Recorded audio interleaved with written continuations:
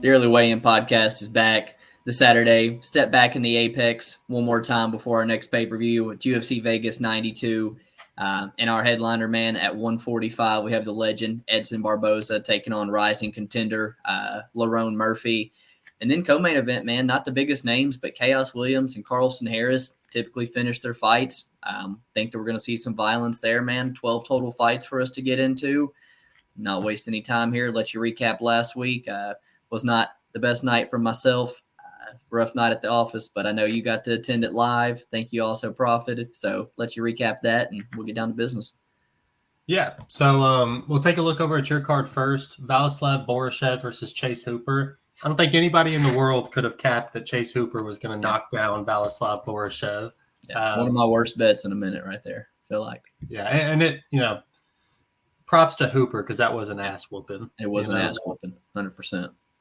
Then we both got caught up in this, the under 2.5 rounds in the Buckley versus Ruzaboyev fight, which was almost hit, dude. I texted you right after that. There was a moment where the fight was about to be stopped, and it was within 10 seconds of our bet hitting, and then just didn't happen. Then you had the under 1.5 round in the McKinney-Ribovics fight. That was a given.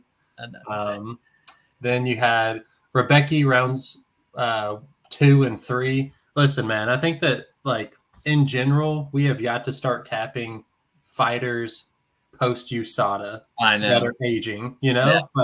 I would have never thought Diego Ferreira was going to, round 3 finish. Yeah, round 3 finish. We both thought that Rebecca would be pushing the pace, but I don't know, dude. Post USADA, older vets, there's something else. Yeah.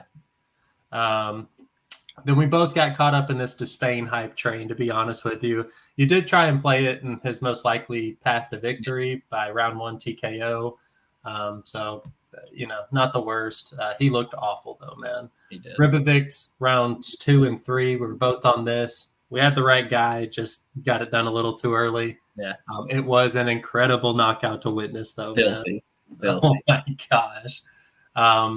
And then Johnson wins in round 3 decision. Dude hasn't won by finish in a really long time. That was probably the best way to play him. I ended up taking him straight, but this plus 185 on round 3 decision, solid play right there. And then Waters, Billy Goff, fight ends by sub. Plenty of opportunities for that to hit. It is a plus 480.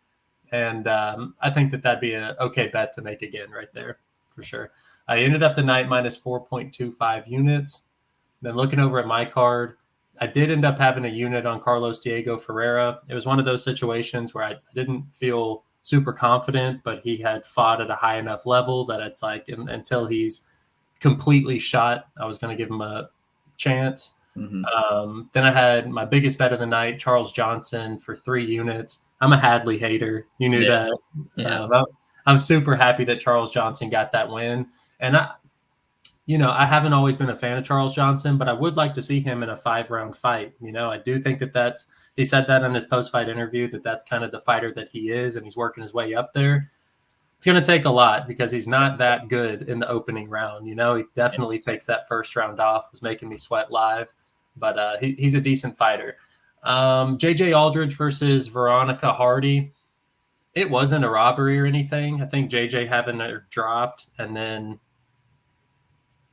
it was close. I thought the judges could have possibly given it to me, and I was okay with having the plus money ticket. But I guess Veronica Hardy, she certainly would be the fighter I would push if it was a close fight. You know what I'm saying? Yeah. I was on the Ribovics round 2 and 3 with you, and then pretty square parlay here. Olberg to win. He definitely covered his price tag. And then I had Despain to win at minus 240. It's a tough one right there. Also, I had a parlay with the under 2.5 Hooper Boryshev fight and the under 2.5 in the Buckley Ruzaboyev fight. That one missed. And then Waters by decision. I guess Charles Johnson would be my best play of the night, but the Waters by decision, that was a sweat for sure. From the opening round, that was an absolute sweat. Hit that at plus 410 for a half unit, and ended up the night plus 6.18 units. Certainly a good night for me. I needed that one. I was kind of on a little losing streak. Okay, so we go to the first fight of the night. We go to the women's strawweight division where we see Emily Ducote taking on Vanessa Demopoulos. I mean, I think that there's a pretty significant skill gap between these two women. You look at Vanessa Demopoulos' record in the UFC. I think it's 4-2. And I think she's really, really lucky with the matchups that she's gotten to this point. And the decisions. Yeah, and the decisions. Shoot. Yeah, you're right. And now she's running into a girl who I think has some really, really good fundamentals. She's a little undersized for the division, but Vanessa Demopoulos isn't necessarily maxing out at 115. I think Demopoulos is as live as any unranked girl to get a submission, so that's something that's working in her favor here. But I do think that Emily Ducote could pick her shots here. And, as wild as this sounds, I feel like this is a fight where Demopoulos's durability could certainly be tested. Ducote throws really, really clean strikes, and I think that there's going to be openings for that while they're standing up. So as much as I hate, and this is going to be a common theme in these breakdowns for me, I do not like making this play, but they've got the fight doesn't go the distance in this fight at plus 325. I think that there's a huge skill gap. I think that Ducote could light her up on the feet. And then, like I said, there's finishing upside for Demopoulos if it does find its way to the ground. Mm-hmm. So yeah, I'm on the fight doesn't go the distance here at plus 325. Ducote's the pick, but it is low level women, so I wouldn't be betting a lot on it. Yeah, I don't like a lot this card, man, and so it kind of forced me to lay some chalk in women's MMA. But I 100% agree in the very significant skill gap between these two girls, man. I think Emily Ducote is easily probably 75-80% in this matchup, just truth be told. I think her takedown defense is going to show up here, and Vanessa's pretty much a sub or bust girl, and she doesn't even really have the wrestling to get it there. She's got girls like Kanako Murata who's willing to take her down and give her those opportunities to play in her guard game, and I just don't see that from Ducote. I think Ducote, like you said, much more fundamentally better. I expect her to keep this fight at range, use her boxing, use her calf kick, use her superior cardio. I don't know. I just feel like this is one of the most safer spots on the card, man. So I am on Emily Ducote, and I think she comes through here pretty clean. Moving to the men's bantamweight division, podcast underdog this week, man. Alatang Haley, both of us on him, plus I think 1.5 units, both of us, plus 132 there, just a win just under 2 units. He comes out of a great camp, man. He's a very physical guy. He's the natural bantamweight here. He's a guy who, since getting to the UFC, I think the durability has really held up, looks tough as nails. And I think there's a significant wrestling upside if he were to go to it. And I think he kind of learned from that last fight against Cruz Gutierrez, like, I need to go to this wrestling a little bit earlier, because round 3, when he finally did shoot, it was there. And it was there all fight for him if he really wanted it. I trust that camp to make the right adjustments. He's there with a bunch of other Mongolian fighters and things. I just feel like he's at a good spot, man, and is live to win this fight. When I look at Klidson Rodriguez, missing weight, forced to move up to 135, shown cardio issues, against the CJ Vergara.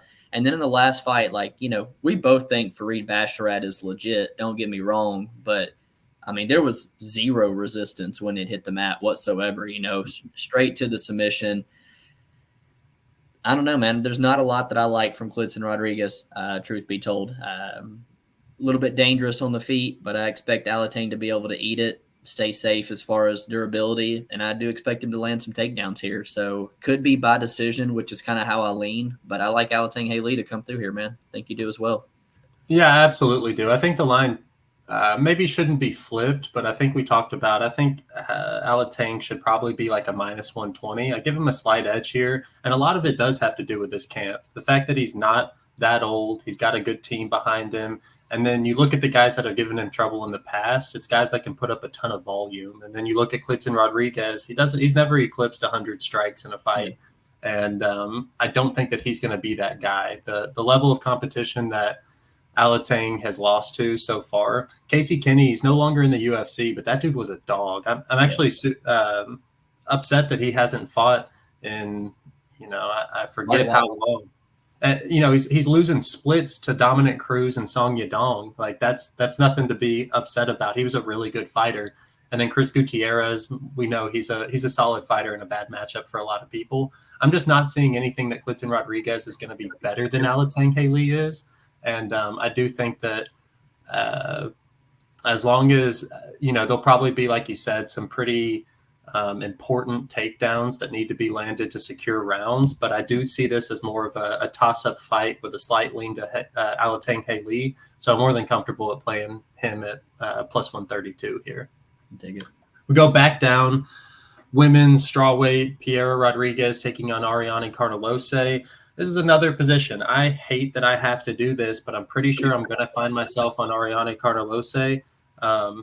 The eye test is enough for me to play her at 185, but realistically, I think that she was a decent fighter. And from what I've seen on Instagram, she says that she's, had to overcome some injuries in that time off, but since coming back, she's been able to have a really hard training camp without any injuries and maintain good diet. So I do expect her to come in the same shape with some more skills added, as she is only 31 years old. She's a little undersized height-wise for the division, but she makes up for it with her physicality. And her two losses are to Lupita Godinez and Angela Hill, both of which are, way better than Piera Rodriguez has proven herself up until this point. I look over at Rodriguez. Her record looks nice. She's only 31 herself, but she has not proven herself against the level of competition that would justify her current line. We just saw her get dominated by Jillian Robertson, which was a bad matchup, but she did come in as a favorite. I think I actually cashed on the Jillian Robertson. I'm not 100% sure, but I think I did. And then she's taken Sam Hughes and Kay Hansen to decisions that were not impressive by any means. They're 29-28. She's dropping rounds in both of those fights. She's a dog going into the third round with Sam Hughes. And I'm pretty sure two judges gave Kay Hansen round 3 and one judge gave Kay Hansen round 1. So there's an argument that, Hansen could have edged out a decision. And I don't think that we'd see this line if that was the case. There's a lot of questions with Carnelose coming off of a 2-year layoff, but like I said, just seeing how she trains, I know that she has been somewhat of an investment for the UFC. I think that she's subject to win here. It's just about her stepping up, and I'm not completely convinced with Piera Rodriguez as a favorite. We're talking about low-level women, so give me the plus EV dog. I think this might be the first disagreement of the night. I ever so slightly do lean Piera Rodriguez, and I was kind of looking at betting her earlier in the week when she was like minus 135, 40s, 50s, and now it's like minus 230, I believe. And so at that point, I do agree with you, man. The value is clearly on Ariane Carnelose. I just think the cardio and the willingness to go for the offensive wrestling is what's going to be the difference here. I do think that Piera Rodriguez is pretty live to land takedowns in this spot and to have the superior gas tank down the stretch as well. But like you said, eye test, you look at Carnelose and it's like, my God, dude. And then now no USADA as well. I don't like her ability to keep the fight upright, and as jacked as she is, I don't really feel like she's a Jessica Andrade by no means. She doesn't really show me that kind of power and willingness to throw on the feet, not really liking her ability to keep the fight standing. I did ever so slightly lean Piera Rodriguez, and at minus 130s, minus 140s, I was tempted to look at it there. Kind of forced my hand to pass now. I'm going to still side with Piera Rodriguez, but I don't hate a value play, like you said, plus TV, low-level women's MMA, and somebody with the physical capabilities of Ariane Carnelose. Might be a decent bet for you, man. We go up to men's 185 middleweight. We see Abus Magomedov taking on Warley Alves. I think Abus has shown me stuff that I don't like, stuff that's going to keep me off of his minus 200 something price tag there, mainly, talking about the Sean Strickland fight. And it's not even a round 1 that was fought at a crazy high pace or a round 1 where he took a beating. He wins round 1. He lands an offensive takedown on his own and still comes out there with nothing in the tank in round 2. And even the fight with Caio Baralho last time, round 3, nothing left in the gas tank. I also kind of feel like he's a little bit of a flake. Sean Strickland kind of put him away easy. Baralho hurt him in round 3, and he just kind of turtled up. He's a, what do we say? People say good hammer, bad nail, kind of what I think about with the boost. But very early on in the fight, man, he's a motherfucker. He is very live to put Warley Alves away in the first round here. He's got explosive kickboxing.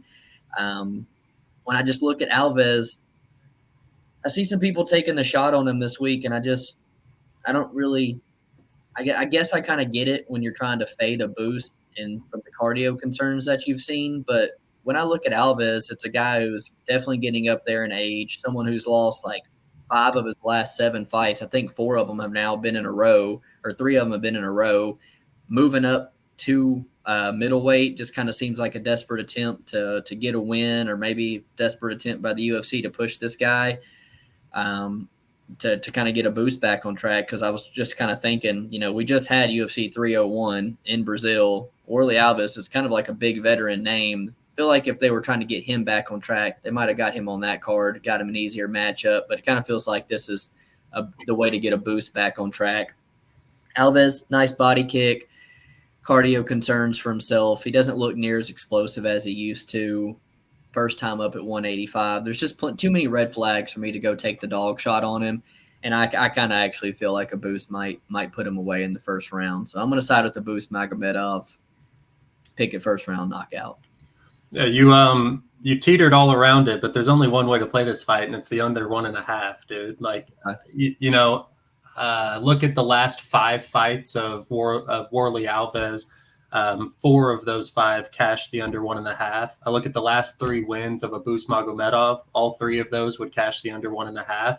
And like you said, there's cardio problems for Abus. It seems like if he doesn't get that first round finish, he's more than willing to quit. Mm-hmm. And Warley Alves has walked into plenty of heavy storms early in a fight. I think that this is like stylistic wise, you're getting like minus 140. And I think that covers like 85% of Magomedov's winning upside. Yeah. And then also you get a little bit of the Alves side as well. So this is a pretty easy under 1.5 bet for me. I haven't bet it yet, but I certainly do plan on having that on my card by the end of the week. I like that.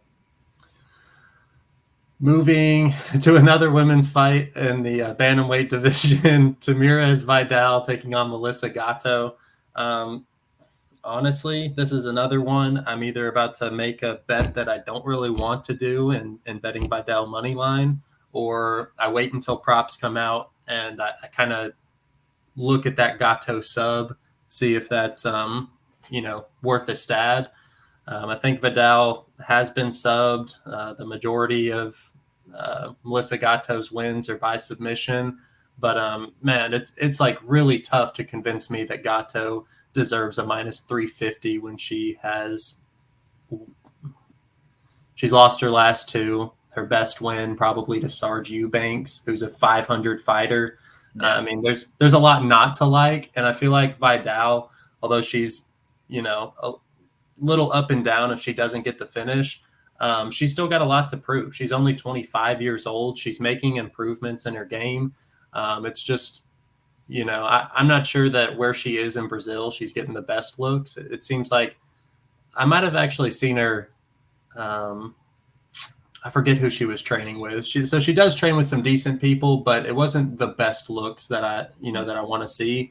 I am curious if this is something that she's really got much of an outlook in the future for. I just think that she is a lower level fighter. Her body wise, it doesn't seem like she's entirely invested in improving herself. So I am a little bit worried that she's undersized at 5'6", but that being said, she obviously has some decent skills to her game, being as young as she is.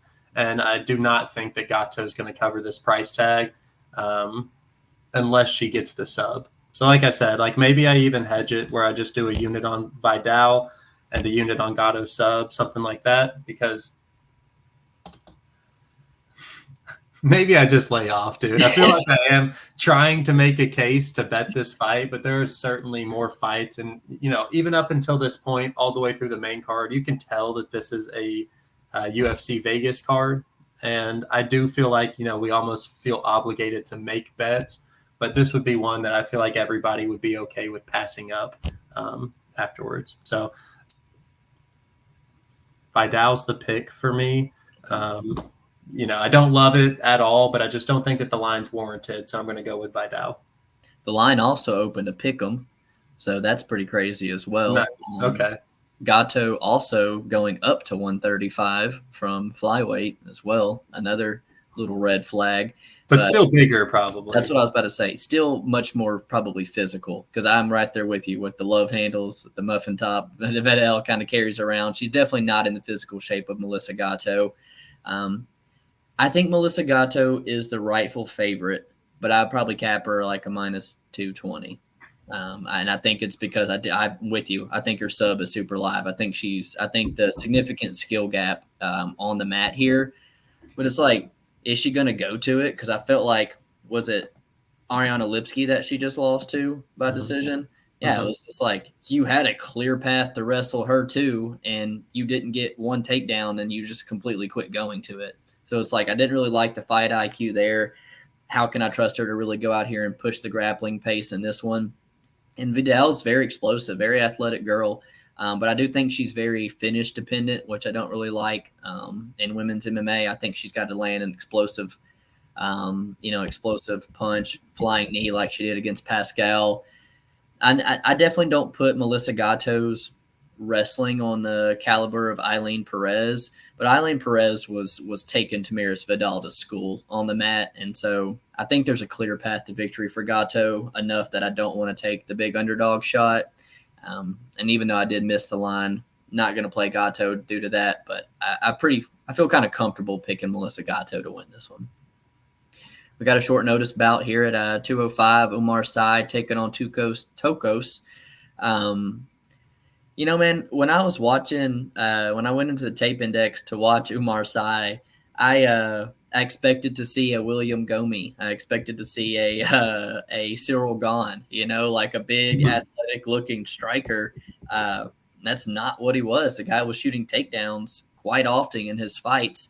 So he's got good, I guess, entries on his takedowns. But man, even when he got to the mat, there was points where he did get reversed.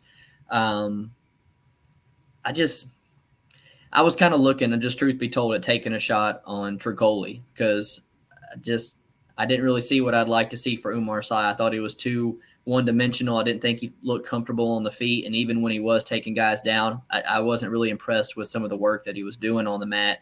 And now I expected him to open even bigger favorite like he is now against a guy taking it on short notice, and Tokos. I don't know, man. I'm going to dig into this fight a little bit before fight time, but I'm actually kind of tempted to take the underdog shot here.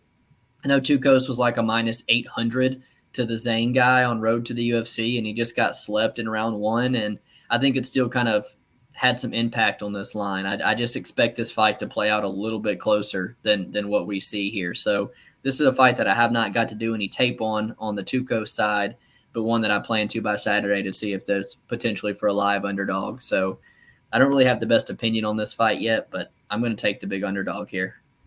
Yeah, honestly, bro, that's crazy, because I feel exactly what you're saying. I think that the line really involves a lot that we don't really know how he loses. But similarly to like Robelis to Spain, like we don't know what he looks like after the second round. He's only been to the second round once, and he hasn't faced very much, resistance in his climb to the UFC. Tukos, it's not like he's undersized. He's a 6'4" light heavyweight himself, and he does look like he's a kill or be killed type of fighter. These guys are low level. If Sy doesn't have a win in the UFC, it's really hard for me to justify him being a minus 500. We see it time and time again where somebody kind of comes in finish reliant, and they're fighting a guy who also has just as much potential to get a finish. I like the Tukos side. I really don't know how you go wrong with that number. So, unfortunately, I might be on that same money line with you. I like it. I think if we're really picking who I think's going to win, I'd give Sy the favorite, but I think that the line justifies a play for Tokos. 100% agree. In the prelim main event, we have Tom Noling taking on the Brick Victor Martinez. This one's going to look crazy at face-offs. 6'3" versus 5'8". It's going to look pretty insane. Tom Nolan, I mean, he's pretty finish reliant, man, especially in his last few fights. It looks like he's going out on a shield or getting a quick finish. And, Victor Martinez, he's been finished a few times in his career. He is coming off of a KO loss to Jordan Levitt. Now, Levitt does, I guess, technically have a couple knockouts with I forget who he slammed, but he did it was an old dude, Wyman. Chris Wyman. What, Wyman? Matt Wyman. Matt Wyman. Thank you. Sorry. But so I guess he has a couple of knockouts in the UFC, but that's really not his style. So the fact that he's getting a knee to punches, it just tells me that Victor Martinez is open on the feet. And I think that Tom Nolan has the length and the aggression that he could catch him and expose him. This is another one where I kind of feel like the under 1.5 would be where I'm leaning, but I don't know enough about these guys to want to play that. Plus, it's all the way up to like -180. So I feel like the UFC also feels very similarly, putting this as the prelim main event. I think they know what they're doing, and we're probably subject to get a finish here. I would lean Tom Nolan, but I feel like when the props come out, they're going to be juiced in his favor. He's a -500 already. If you think he's going to win, he's probably winning by TKO. So I'm sure that's probably even, you're having to pay juice for. What do you think? I would recommend doing -145. -225. His KO is -225. Yeah, the under 1.5 is only -150. Something that I was looking at here is when you see a guy who, what do they have him? -520 favorite. Man, the sub prop is like 700, 800, 900. It's like, why not take a stab on that when you have such a big favorite, and when you have the height difference and thing as well. You see Victor Martinez has been submitted twice. I've kind of been tempted to just take like a quarter unit poke on the sub, just because he's such a big favorite, and they're just so sold that he's going to get the knockout. Sometimes that's not how things play out. But he's never had a submission. Never had a submission. Truly, I know. And that definitely reflected in the line. But I just is the knockout really that much likely to happen? I don't know. But man, one of the worst passes of my year. I was so close to playing Nicholas Mata at like, I think +300, and to play as TKO at like +440. I was like inches away from it because I tried to fade Tom Nolan with Bogdan Grad on Dana White's Contender Series. I've not really been the highest on this guy, and to see him at 80% plus in a fight again is pretty crazy. But I don't think very highly of Victor Martinez, just being honest. I don't even really think he's UFC level. He's got some decent boxing, and maybe with Tom Nolan's lack of defense, he could get in on him. But even the height difference is going to make that hard. You see losses to, like you said, a TKO from Jordan Levitt, even a loss from Hot Sauce Eric Gonzalez. Like he's losing to low caliber fighters. And I think Tom Nolan has shown the potential that he can go in here and put Victor Martinez away. So I kind of dig that under 1.5 line. It's only -150 on DraftKings, so might keep an eye on that. See what maybe one of the best lines out for that. Yeah, I was about to say, because the other under 1.5s, like on FanDuel, I think it is -180. And so I feel like that line will get hit, especially, like I said, I feel like the UFC is not making a mistake by putting this as the prelim main event. I think they know there's going to be action here. So yeah, maybe I parlay both those under 1.5s that we've talked about up until this point. I like that. Could see myself on those as well. I'm going to steal a chick fight from you here to start off the main card. I feel like you've had enough of them. Angela Hill taking on Luana Pinheiro. Kind of tempted on the underdog, man, just being honest with you here. The one thing keeping me off is the cardio concerns of Luana Pinheiro. And I just feel like as live as she is to win the first round, Angela Hill's just as live to win the third round. And so round 2, I feel like is where this fight's going to be made. But I do feel like Luana's just way more physical, hits way harder, the finishing upside much more on her. Leans toward Luana Pinheiro, takedowns, the judo throws. And then on the side of Angela Hill, she's just a girl that I don't really like to lay chalk on, just truth be told. She's 39 at this point with a 16-13 record, which is almost 500 as it is. And she's just always a girl that cries robbery because she fails to pull away in fights. And I just don't like to lay juice on that type. And when I see a finishing upside, a more physical upside on Luana Pinheiro with just as live to win round one, I think that's the side I'm going to be on, the side that I think there's clear value on, something I don't know if I want a lot of action on, but I'm going to side with Luana Pinheiro to get this one done.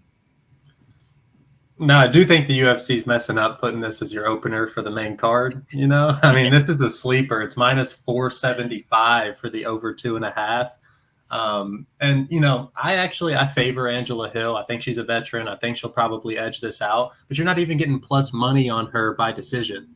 That's crazy, dude. That's absolutely crazy. I think that, she's shown me enough in the past with her durability that she's going to be okay to withstand some of the pressure that Pinheiro puts on her. And I do think that she'll probably end up edging out a couple of rounds. But I do think it's a 29-28, a really close decision. And I just have to favor the experience of Angela Hill. This is post USADA, so I am curious to see how she looks in there. Like I said, just more proven. So I wouldn't lay juice on her. I'm not going to lay juice on her decision prop. This is a pass for me all around. Let's see. Okay, moving up, we go to the men's bantamweight division. Adrian Yanez taking on Vinicius Salvador. Not a huge Yanez fan, if I'm being honest with you. I was on Jonathan Martinez pretty big, and I'm pretty sure I was on Rob Font pretty big as well. So I'm not a huge fan of Adrian Yanez. I think the general public likes him, and he is an exciting fighter. But if the matchups aren't right, I think that he has a ton of holes in this game.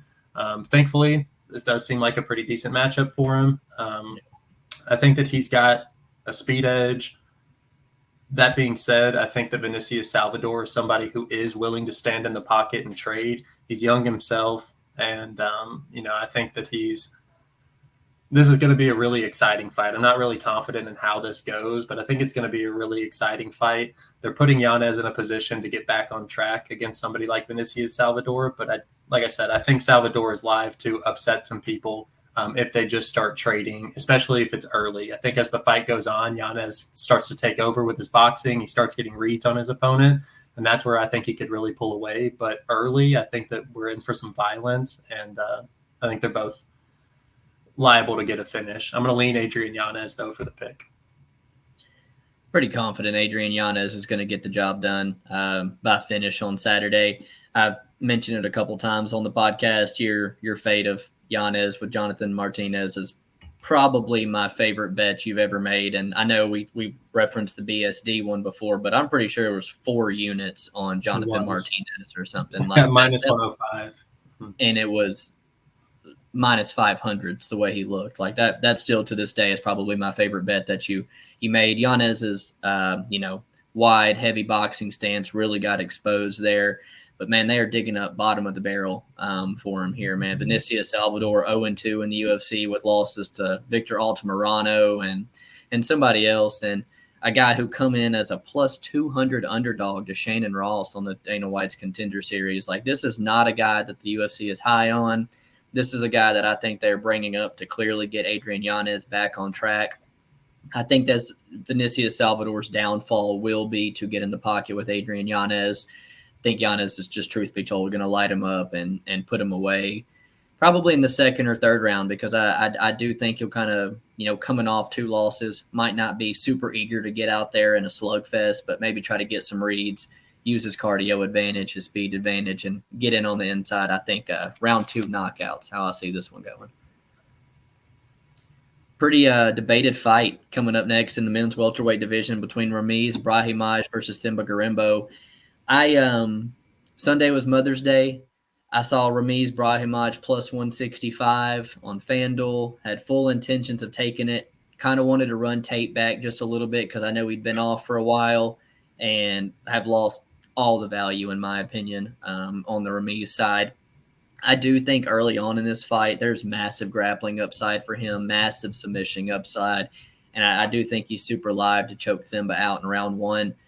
And I also do think that there was potential early on for a bit of a market overcorrection when you see Thimba coming off a massive 30-second KO like that as well. I get the narrative, and it's really hard to fade the UFC's guy, the Rock's guy, the guy that they're giving, what was it? Not Mike Jackson, Pete Rodriguez. It's like they're giving him bottom of the barrel so he can get wins. Takashi Sato, another bottom of the barrel guy. It's like the UFC is clearly trying to push Thimba and his story with The Rock and all that kind of stuff. And it's something that I don't necessarily think has too much hindrance on how the fight is going to play out. But the UFC is a business at the end of the day, and it's something that I do take into my capping in some of these matchups. So between losing all the value on it, the narrative and everything, I've lost my value on Ramiz. I don't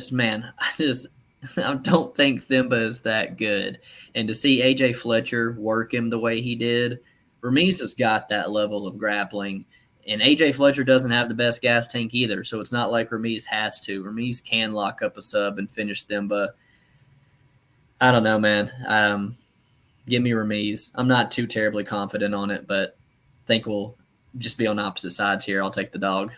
Yeah, don't waste your money, man. I mean, Ramiz is he's a sub or bust, and Garimbo has been subbed a few times in the past, but they're by guillotine, they're not like he's getting taken down and getting worked on the mat. He's just shooting sloppy takedowns. And I think that that's something in his game that if his coaches know anything, they're going to fix for this camp, Yeah. And then, like you said, narrative wise, I do think that Thimba Garimbo is getting one of the more winnable fights whenever he's on a 2-fight win streak in the 170-pound division. I do feel like this is a favorable matchup for him. So Thimba, I think the original line was probably because he got that first-round knockout. But like you said, it was against Pete Rodriguez, so that doesn't tell us too much. I do favor Thimba here. I've got him in my fantasy league, so I'm a little partial to him already. But I do think that he's the rightful favorite. I expect him to get this done. And like I said, this is just like one of the few very winnable fights if he avoids a submission in the UFC for him. And I think that the UFC is purposefully giving him this opportunity. Staying in the 170-pound division, we have Khaos Williams taking on Carlston Harris.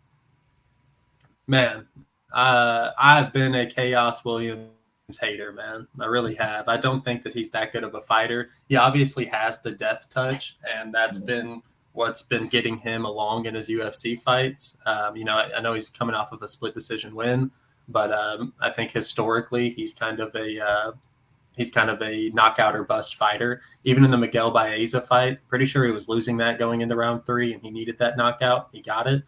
But I think Carlston Harris is a much better fighter skill-wise. I think that if he does get his wrestling going, he could really make this look like a super clean, easy fight, but he's going to have to maintain a good game plan for 15 minutes, and that's not something that I'm 100% confident that he can do. I